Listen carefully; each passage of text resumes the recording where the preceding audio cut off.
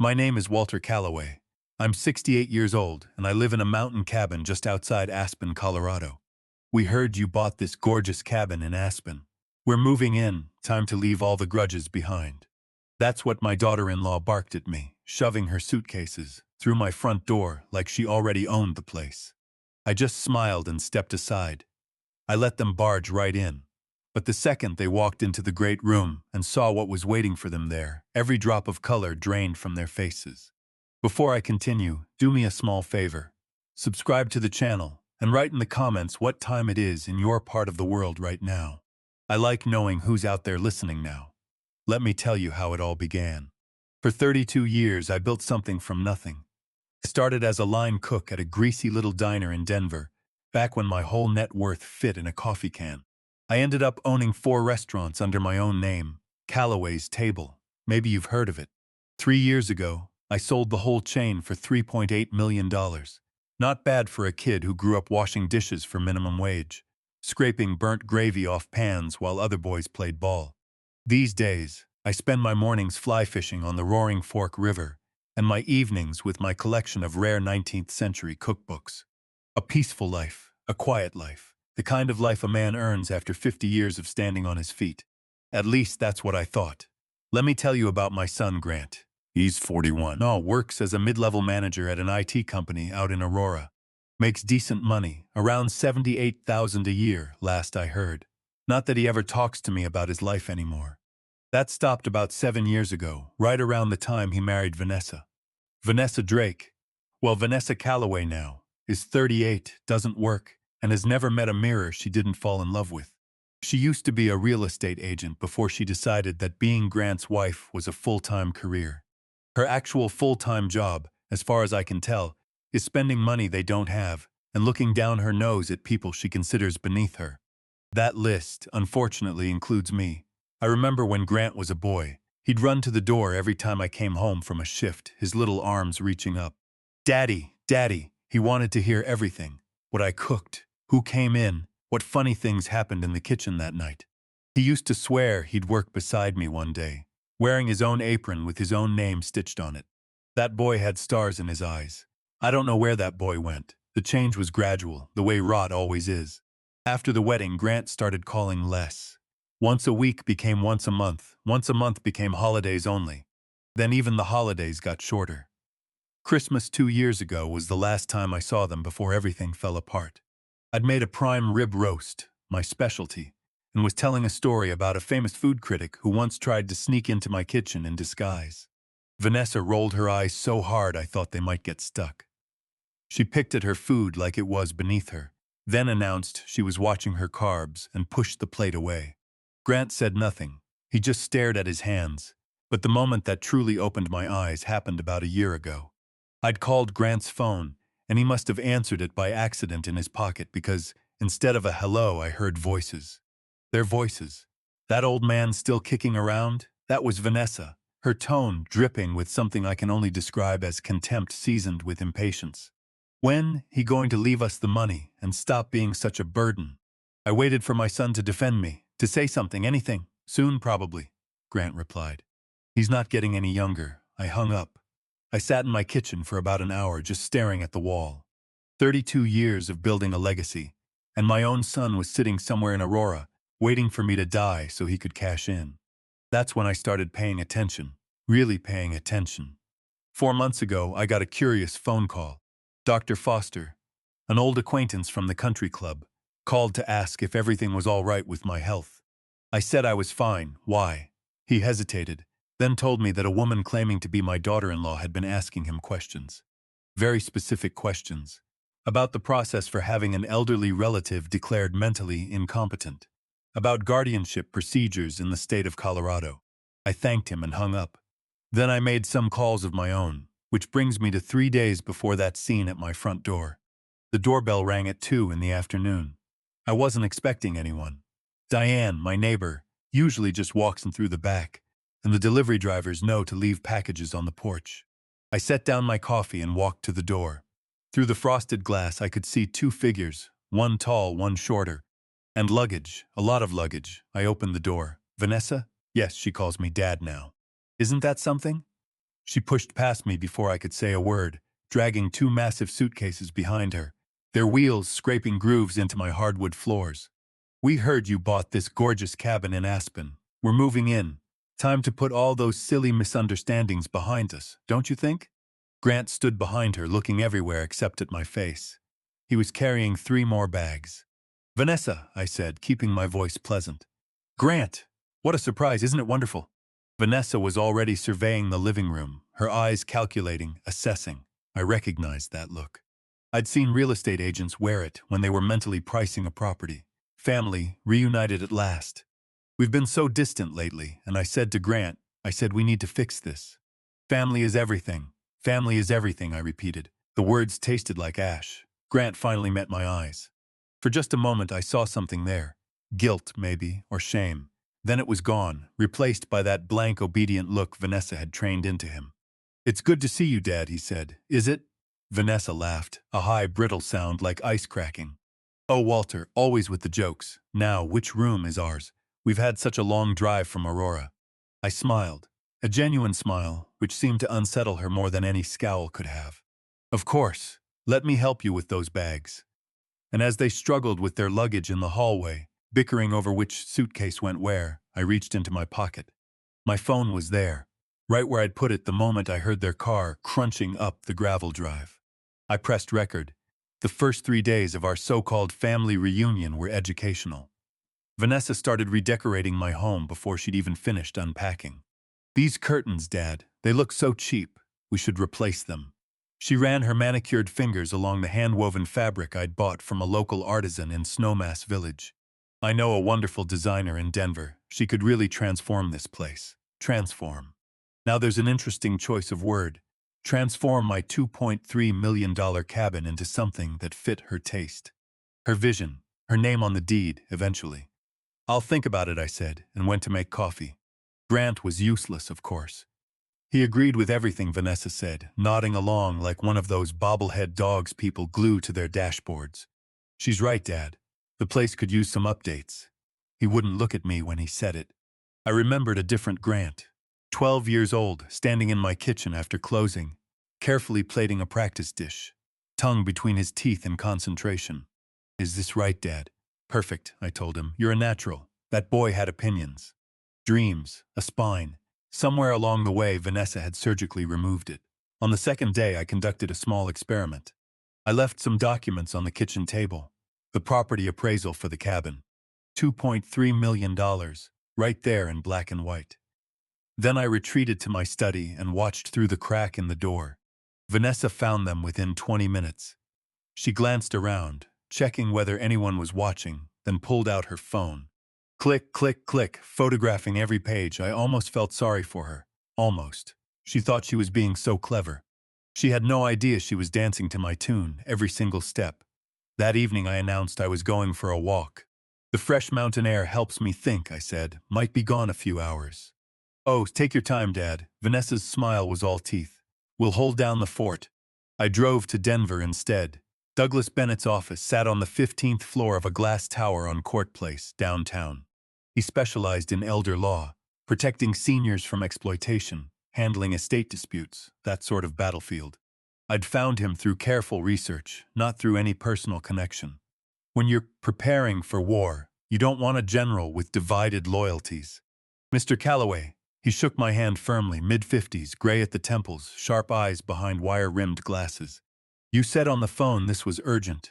I told him everything, the overheard phone call. Dr. Foster's warning. Vanessa's questions about incompetency proceedings. The photographs I'd watched her take just hours earlier. Douglas listened without interrupting once. When I finished, he leaned back in his chair. Colorado has strong laws protecting at-risk adults, he said.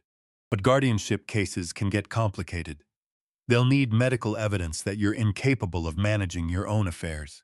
Which doesn't exist, I said, because there's nothing wrong with me. That's your advantage. Document everything. Record conversations. Colorado is a one-party consent state, so anything you record in your own home is admissible. And I think we should bring in additional help. I know a private investigator, former police detective. Very discreet. If your daughter-in-law has been making moves, Renee will find out. Renee Castillo. I'd remember that name. We spent 2 hours mapping out a preliminary strategy. There was one more thing Douglas said that evening, almost as an afterthought, that I didn't understand until much later. One warning, Mr. Calloway. In cases like this, when the guardianship route stalls, desperate people sometimes get creative with paperwork. Old documents have a way of appearing out of thin air.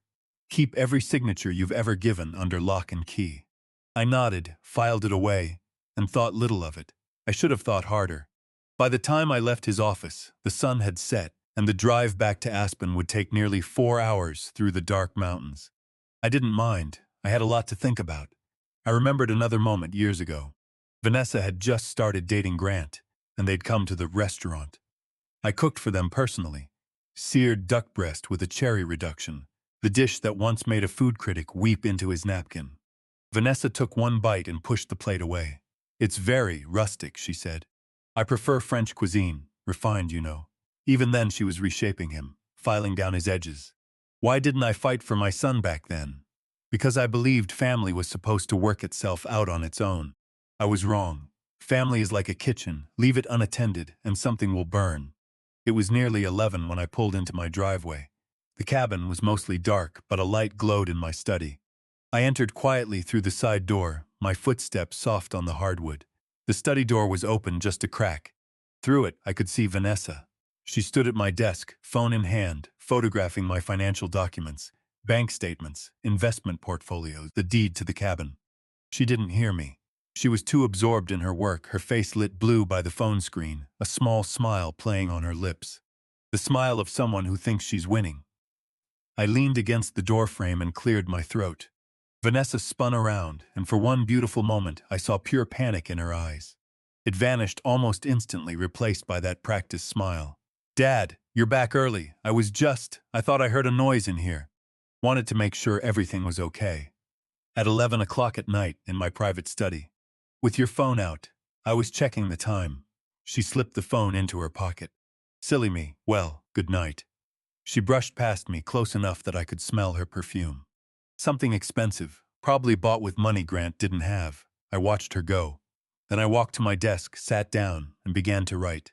Names, dates, observations, everything I'd seen, everything I suspected, everything I knew. The game had begun.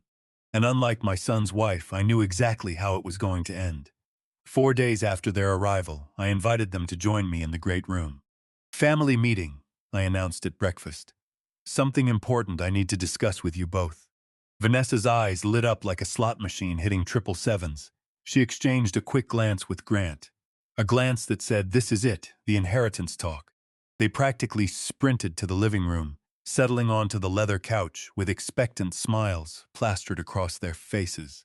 What they didn't know was that I'd been up since 5, arranging the room for maximum effect. 3 chairs positioned near the fireplace.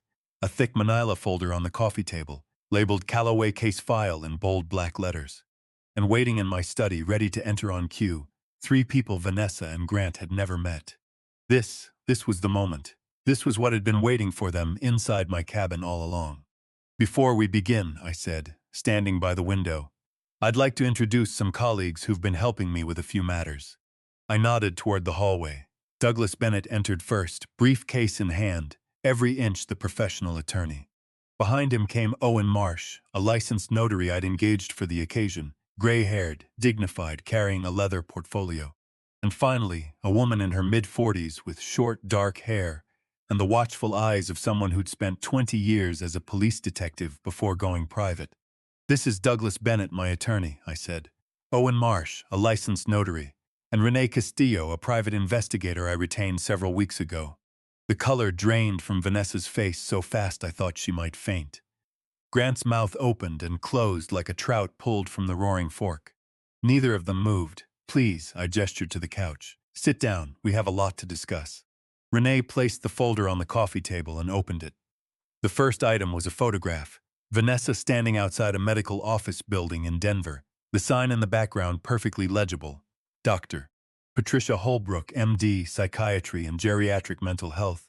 Taken 3 weeks ago, Renee said, her voice neutral, professional. "Your daughter-in-law made 2 visits to this office. She was asking about the process for having a family member evaluated for dementia." Vanessa found her voice. That's an invasion of privacy. You can't just follow people around and take pictures. Actually, Douglas interjected mildly, in Colorado there's no reasonable expectation of privacy in public spaces. Photographing someone entering a building from a public sidewalk is entirely legal.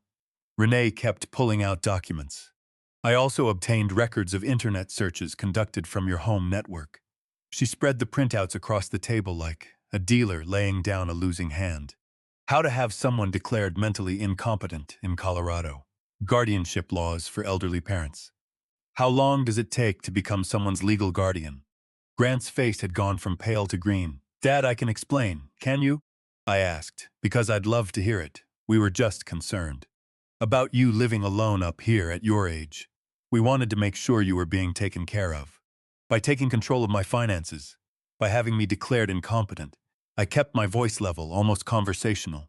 That's an interesting definition of taking care of someone. Vanessa had recovered enough to go on the offensive. This is ridiculous. You've been spying on us, recording our conversations. She whirled on Douglas. That's illegal. We'll sue. Douglas didn't blink. Colorado is a one-party consent state, Mrs. Calloway. Any conversation may be legally recorded so long as one participant consents. Your father-in-law consented to record his own conversations in his own home. Perfectly legal. Furthermore, Renee added, I have records of a phone call you made 4 months ago to Dr. Richard Foster, in which you claimed to be concerned about your father-in-law's episodes of confusion and asked detailed questions about dementia diagnoses. I watched Vanessa's face cycle through its repertoire, shock, anger, fear, and finally settle on something cold and calculating. She was regrouping, looking for an angle. Fine, she said at last, her voice hard as flint. So we were exploring our options. That's not a crime. We're family, and we have every right to be concerned about Walter's well-being. You have a right to be concerned, Douglas agreed.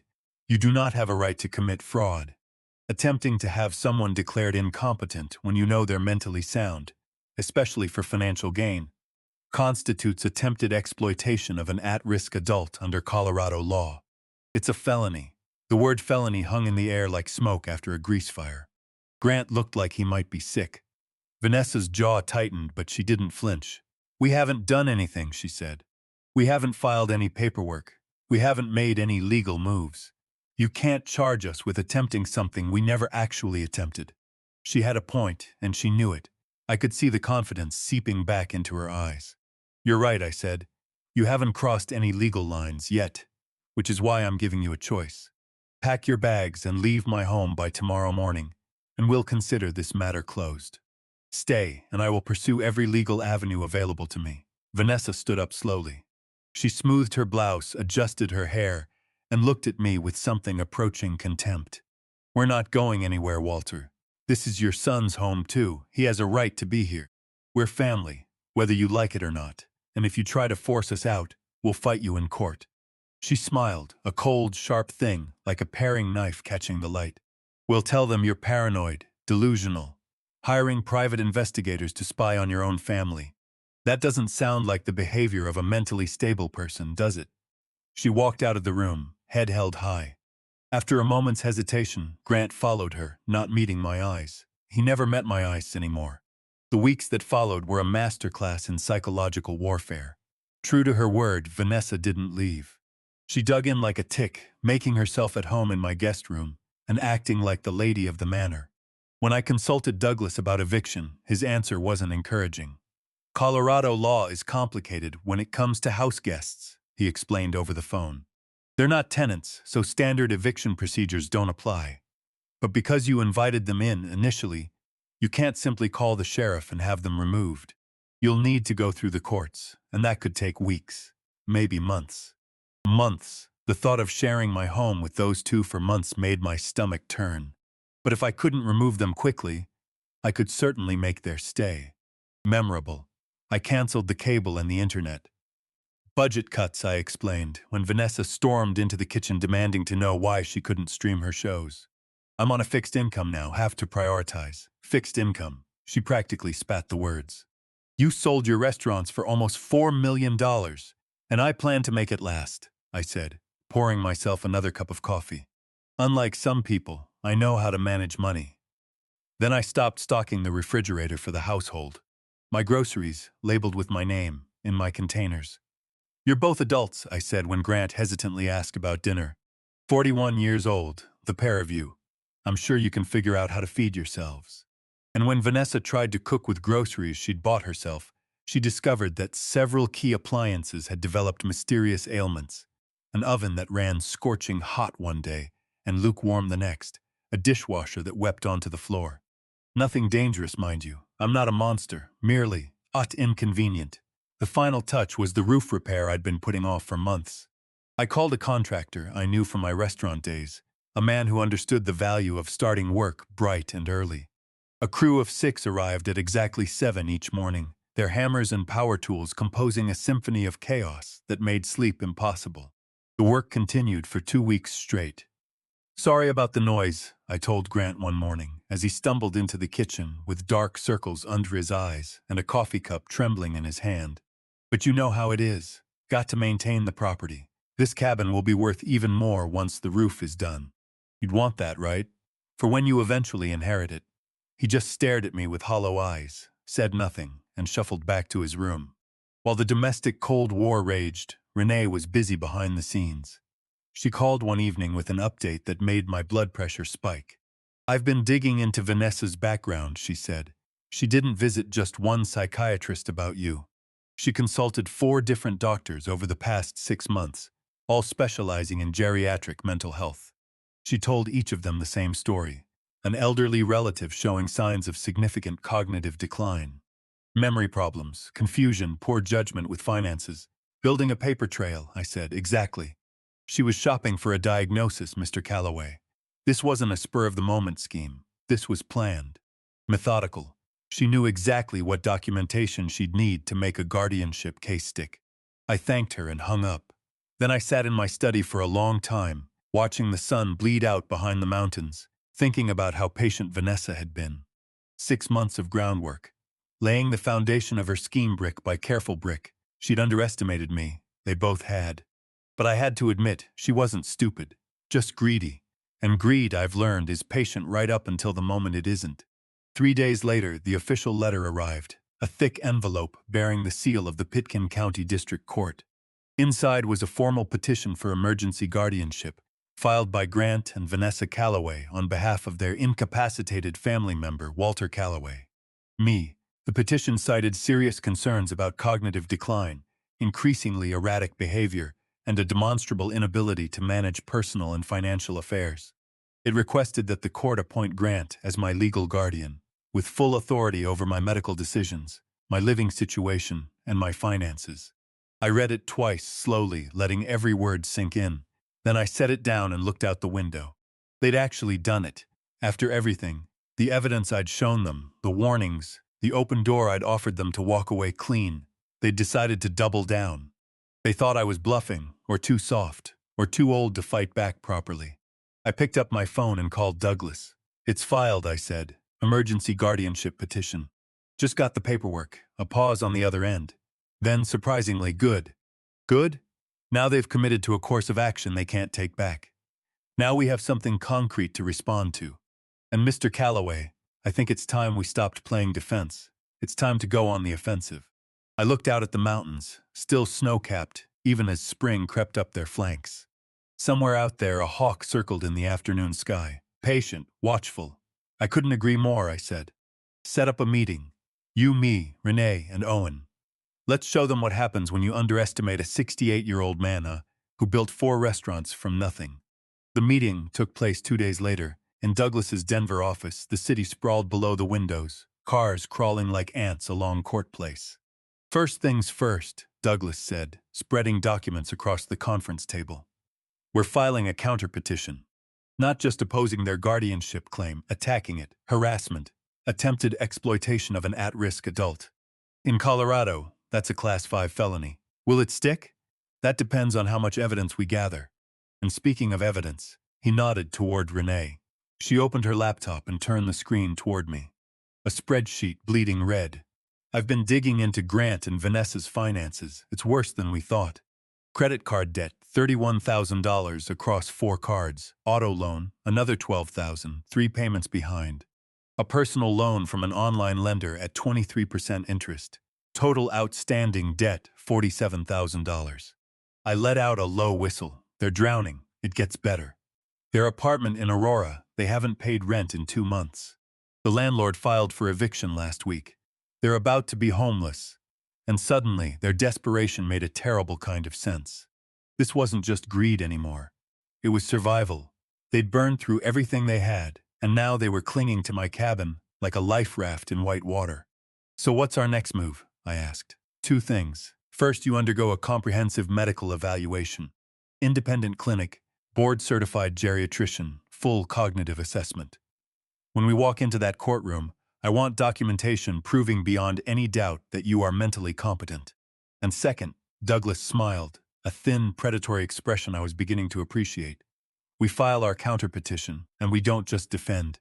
We demand compensation for harassment, and we seek an immediate order requiring them to vacate your property. The medical evaluation happened the following week at a clinic in Denver. Dr. Alan Whitfield, a geriatrician with 20 years of experience, put me through 4 hours of tests, memory assessments, cognitive exercises, physical examination, blood work, brain scans. When the results came back 3 days later, I sat in his office, watching him flip through the paperwork. "Mr. Calloway," he said finally, looking up with a slight smile, "I wish all my patients were in this kind of shape. Your cognitive function tests at the 98th percentile for your age group. Your memory is excellent. Your reasoning is sharp. There is absolutely no indication of dementia, Alzheimer's, or any other cognitive impairment. Would you be willing to testify to that in court?" "I'd be happy to." I left his office feeling lighter than I had in weeks. This was ammunition, solid, undeniable proof that their entire case was built on lies. Douglas filed our counterpetition the next day, outlining everything. The psychiatrist shopping, the financial desperation, the pattern of deception. The waiting game began. Back at the cabin, things grew colder by the day. Vanessa stopped pretending to be pleasant, speaking to me only in snide asides about old men who don't know what's good for them. Grant avoided me entirely, disappearing on long drives. I kept to my routine, fly fishing at dawn, reading in the afternoon, documenting everything they said and did. The recording app on my phone had become my most loyal companion. Then, a week after we filed, Renee called. "I found something interesting," she said. "Very interesting. What is it?" A pause. When she spoke again, her voice was carefully controlled. "It looks like this isn't the first time Vanessa has tried something like this. I've been digging into her employment history, and I found a complaint filed against her when she was working as a real estate agent. 6 years ago, before she ever met your son." "What kind of complaint?" "An elderly client accused her of manipulation. Said Vanessa tried to convince her to sell her house for well below market value, to a buyer who turned out to be Vanessa's own cousin. The complaint was filed but never went anywhere. The brokerage settled quietly to avoid publicity. But the records exist, and the client is still alive." My grip on the phone tightened. "Can we use this? If we can establish a pattern of predatory behavior toward elderly people." "Absolutely. This could be the key to everything." The next morning, Renee drove up to Aspen and laid it all out across my desk. "Her name is Margaret Sullivan," she began, spreading photographs before me. 74 years old at the time. Widowed. Living alone in a house in Littleton she'd owned for 40 years. She showed me a picture of a silver-haired woman with kind eyes. The kind of grandmother you'd cast in a holiday commercial. Vanessa was her listing agent. Margaret wanted to downsize. Simple enough, except Vanessa had other ideas. She told Margaret the house needed extensive repairs. Foundation problems, roof damage, electrical issues. She recommended selling fast, below market, and she just happened to know a buyer. Let me guess. Her cousin. The house was worth around $400,000. Vanessa tried to get Margaret to sell it for $250,000. Margaret's daughter got suspicious, hired an independent inspector, who found nothing wrong with the house. The brokerage let Vanessa go quietly. No formal discipline. They cared more about their reputation than about justice.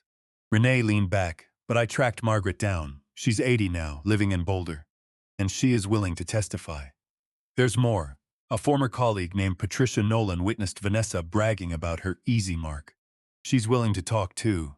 That evening I called Douglas with the news. His reaction was immediate.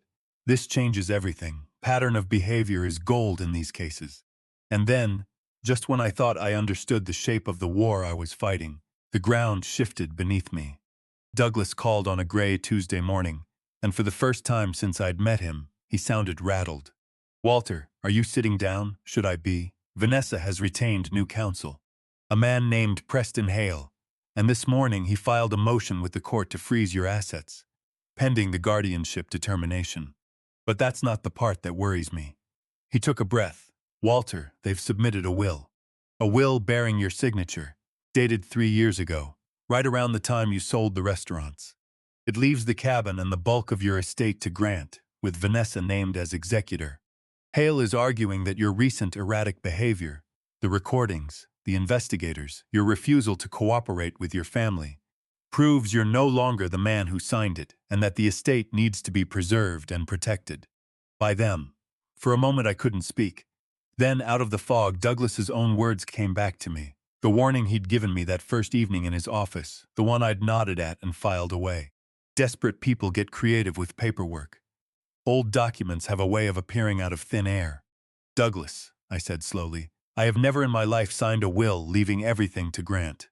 My estate plan has been with my bank's trust department for a decade. You know this. You've seen it." "I know," he said, "which means the document they filed is a forgery. And a forgery submitted to a court of law, Walter. That's not a family squabble anymore. That's a crime. Now we bring in a forensic document examiner, and we take them apart." Her name was Dr. Louise Hartman, one of the most respected forensic document examiners in the state. Douglas obtained a copy of the filed will, along with a dozen samples of my genuine signature spanning 30 years, restaurant leases, loan documents, my actual estate paperwork. Dr. Hartman spent 4 days with them. Her conclusion, delivered in a written report, as dry as it was devastating. The signature on the will was a forgery. A careful forgery, a patient forgery, but a forgery. Whoever had produced it had traced the general shape of my hand and missed a dozen small truths about the way a man actually signs his name. Douglas filed the report with the court the day before the hearing. The Pitkin County courtroom was smaller than the ones you see in the movies. Wood-paneled, quiet, sunlight slanting through tall windows. Judge Alma Ramirez presided, a woman with silver-streaked hair and eyes that missed nothing. I sat beside Douglas at one table. Across the aisle sat Vanessa, polished and composed in a cream-colored suit, with Preston Hale at her side, sleek, expensive, the kind of lawyer who wore his fees on his wrist. Grant sat behind them in the gallery, staring at the floor. Judge Ramirez opened the file. "Mr. Hale, your client seeks emergency guardianship of Mr. Calloway and asks this court to freeze his assets based in part on a will you claim he signed 3 years ago. Is that correct?" Hale rose smoothly. "That's correct, Your Honor. My client, Mrs. Vanessa Calloway, is concerned that Mr. Calloway's recent erratic behavior suggests cognitive decline. We believe it is in the family's best interest to preserve the estate until—" "Your Honor." Douglas rose from his chair. "Before Mr. Hale continues, I'd like to direct the court's attention to evidence that fundamentally undermines his entire petition." Judge Ramirez raised an eyebrow. "Go on." Douglas handed copies of Dr. Hartman's report to the judge and to opposing counsel. "This is a forensic analysis conducted by Dr. Louise Hartman, whose credentials I believe this court knows well. Her conclusion is unambiguous. The signature on the will Mr. Hale has submitted is a forgery. My client never signed that document." The color drained from Hale's face. He recovered quickly, but not before I caught the flash of panic in his eyes. Behind him, Vanessa went very, very still. "Your Honor," Hale said, his voice tight, "this is highly irregular. We've had no opportunity to review this report or challenge its findings. The report was filed with the court yesterday, Mr. Hale." Judge Ramirez's tone was ice water. "Perhaps you should have reviewed it before this hearing." She studied the document for a long moment.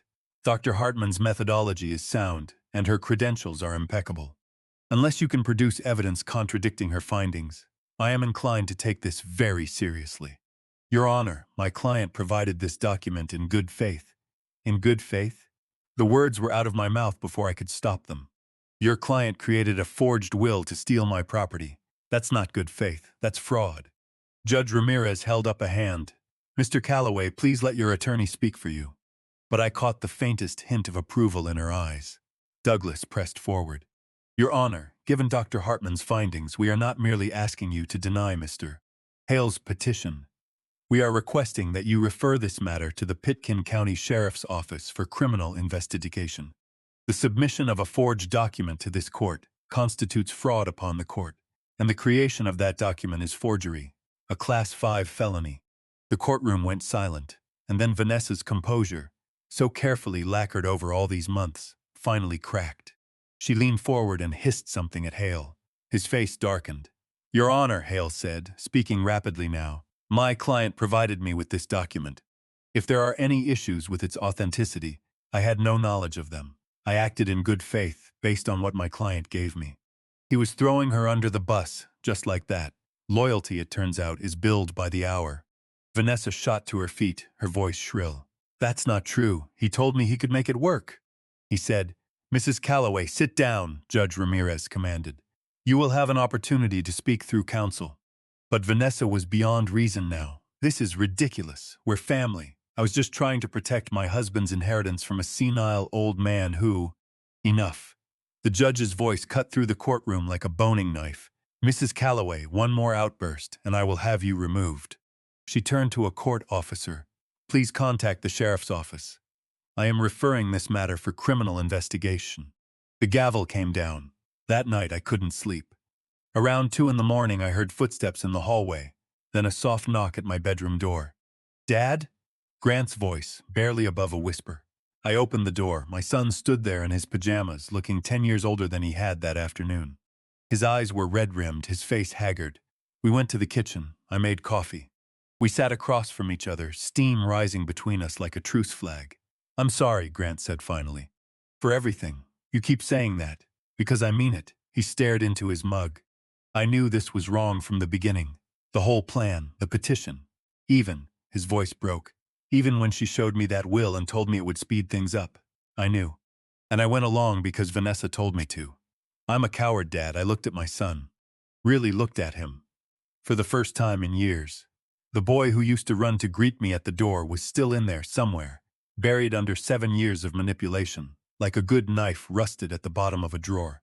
Knowing something is wrong and doing it anyway isn't weakness, Grant. It's a choice. Every time you went along with her schemes, every time you stayed silent while she mocked me at my own table, every time you looked at the floor instead of at your father, those were choices. Tears ran down his face. "I know, but here's the thing about choices, son. You can always start making different ones. Starting now. Starting tonight." He looked up, hope flickering in his eyes like a pilot light that refused to die.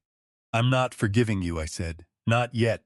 Forgiveness isn't a coupon you redeem with one apology at 2 in the morning. But the door isn't closed. It's up to you whether you earn your way back through it." The next morning I woke to silence. Vanessa's car was gone, her wallet, her phone, her purse, all missing. But her suitcases still sat in the guest room, half-packed monuments to a retreat made in panic. She had run. The Pitkin County Sheriff's deputies arrived within the hour. I stood on my porch with Grant, watching Deputy Alvarez take notes. How long had she been gone? What was she driving? Did we know where she might go? "She has a sister in Las Vegas," Grant said quietly.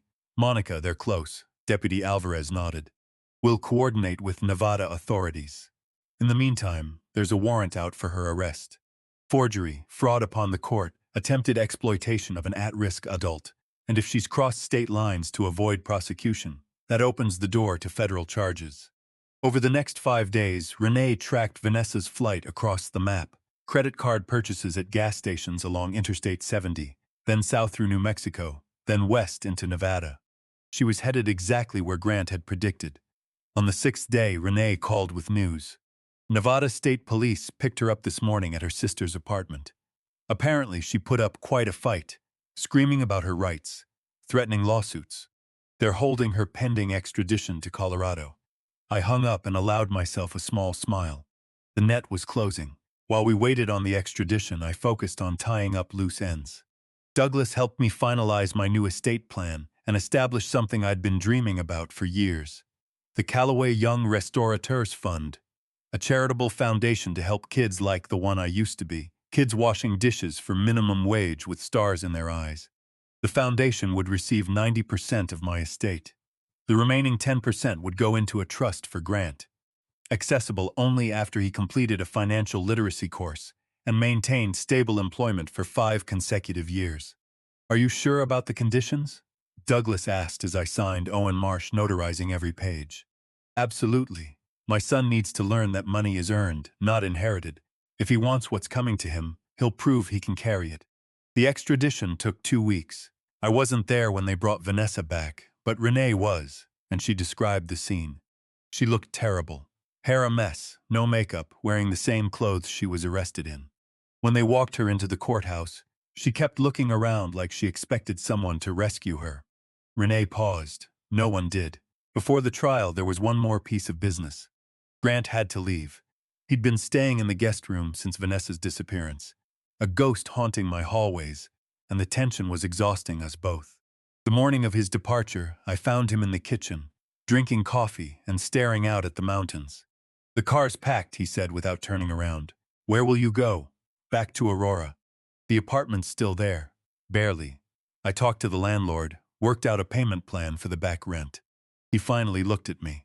I'm going to start over, Dad. Get my life together. Pay off the debts, find a real job. Good. He stood there, awkward, uncertain. Is there any chance? For us, I mean. For our relationship? I considered the question carefully.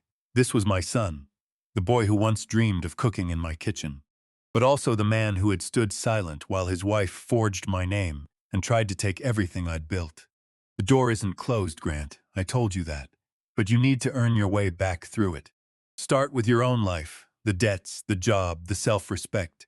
Come back to me in a year as a different man and we'll talk. He nodded slowly. A year, 1 year. Prove to me you've changed. He walked to the door, then stopped. Dad? Yes, thank you for not giving up on me completely. I watched his rental car disappear down the mountain road. Then I went inside and poured myself another cup of coffee. 3 days later, Vanessa was formally arraigned in Pitkin County Court. The charges: forgery, fraud upon the court, and attempted exploitation of an at-risk adult. She pleaded not guilty. Her court-appointed attorney. She could no longer afford Preston Hale, and Hale wanted nothing more to do with her anyway. Looked distinctly uncomfortable. The judge set bail at $50,000. Vanessa couldn't pay it. She would await trial in custody. The trial began on a crisp autumn morning, the mountains blazing with color outside the courthouse windows. I sat in the front row of the gallery, Douglas beside me. Across the aisle, Vanessa sat at the defense table, looking nothing like the polished, confident woman who had pushed her way into my cabin months before. Her hair was limp, her face pale and drawn, her designer wardrobe replaced by a plain gray suit that hung loose on her frame. The prosecution called its witnesses one by one.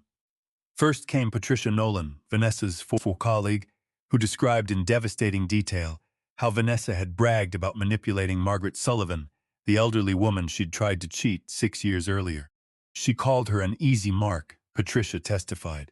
She said old people were the best targets because they trusted too easily. Vanessa's face went white. Her attorney objected. Prejudicial, he claimed, but the judge overruled. Pattern of behavior, the prosecutor argued. The jury needed to see who Vanessa Calloway really was.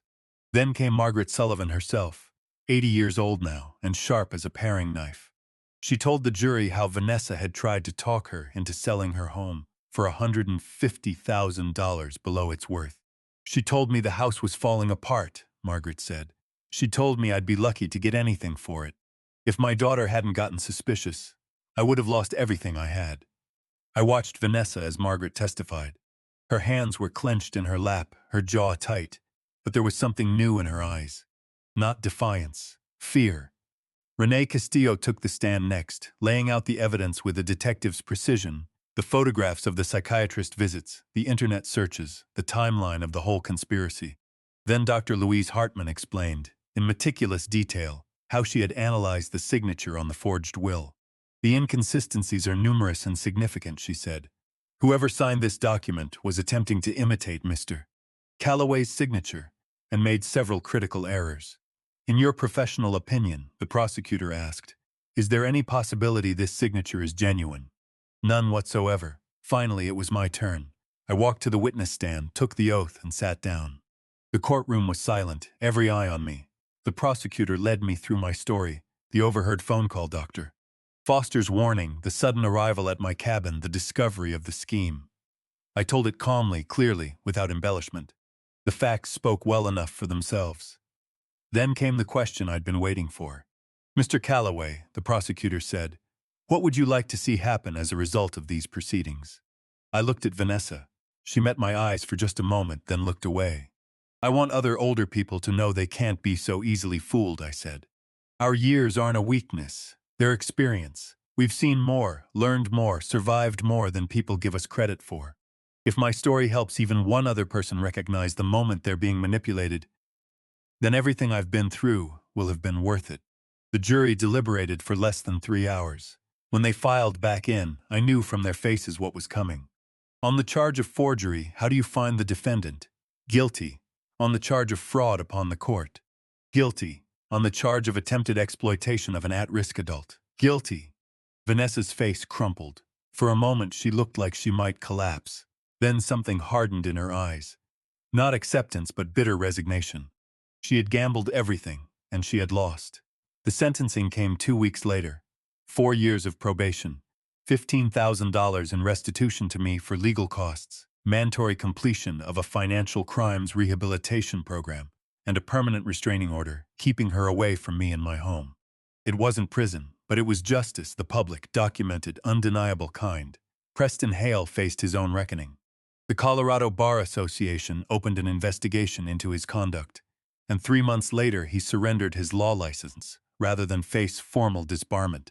As for Grant, I heard from Diane, my neighbor, that he'd taken a job at a restaurant in Denver. Not a fancy place, just a neighborhood grill, washing dishes and helping in the kitchen. Starting from the bottom, the way I had started 50 years ago. He didn't call me. I didn't expect him to, not yet. The year wasn't up. But one day, a letter arrived from the Calloway Young Restorateurs Fund. Someone had made an anonymous donation, $500, no name, no note. I knew who it was. And for the first time in 7 years, I felt something for my son that wasn't grief. The months passed. Summer faded into fall, and the aspens turned gold against the mountain slopes, whole hillsides catching fire in the sunlight. I fished the Roaring Fork. I read my antique cookbooks by the fire. I had dinner with Diane and her friends, and I taught her my salmon recipe, and she got it almost right, which is more than most professionals manage. And I thought, often in those quiet golden evenings, about what this whole ordeal had taught me. Because it did teach me things, and I'd be a poor storyteller if I kept them to myself. I learned that love without respect isn't love at all. It's just proximity. Vanessa called me Dad while photographing my bank statements, and my own son said family is everything, while signing papers to have me declared incompetent. Words are the cheapest currency there is. Watch what people's hands are doing while their mouths are saying, family. I learned that growing old is not the same as growing weak. The world will try to convince you otherwise. It will pat your hand and lower its voice and start making decisions around you instead of with you. Don't let it. Your gray hair is a ledger of everything you've survived. Every wrinkle is a negotiation you walked away from with the lesson in your pocket. The people who tried to take my home made one fatal miscalculation. They mistook my age for my expiration date. I learned that the kindest thing you can do for someone you love is sometimes to refuse to rescue them. I could have paid off Grant's debts with a single check. It would have been easy. It also would have been the final coat of varnish on the man Vanessa had built. Soft, dependent, spineless. Instead, I gave him something harder and better.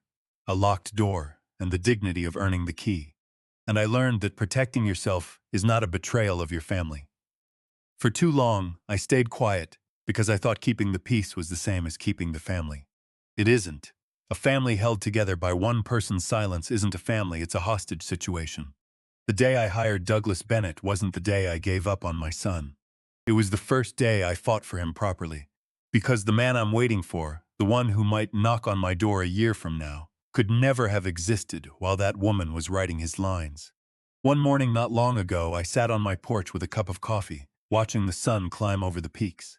The air was crisp and clean, carrying the first hints of winter. A hawk circled lazily overhead, patient, watchful, exactly where he belonged. My phone buzzed, a text from Diane. "Dinner at my place tonight. I'm making that salmon recipe you taught me." I smiled and typed back, "Wouldn't miss it." I set down the phone and looked out at the mountains. My mountains, my home, my life, everything I had built, everything I had protected. Life goes on, I thought. And it is beautiful. If this story moved you, do an old restaurant man a favor. Hit that like button, subscribe to the channel so you never miss a story, and tell me in the comments, what would you have done in my place? Would you have given the sun a second chance? I read every comment, and your stories mean more to me than you know. And if you're ready for the next story, it's waiting for you in the box on your screen right now. Thank you for spending this time with me.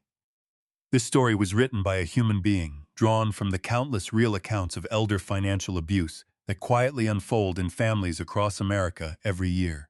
The names, places, and details have been shaped into fiction, but the heart of it, the manipulation, the silence of adult children, the strength it takes for an older person to stand up and say no more, all of that is painfully real. If someone in your life is pressuring you about your money, your home, or your competence, please know this. You are not paranoid, you are not a burden, and you are not alone. Talk to an elder law attorney or a trusted friend. Your years are your strength. Never let anyone convince you otherwise.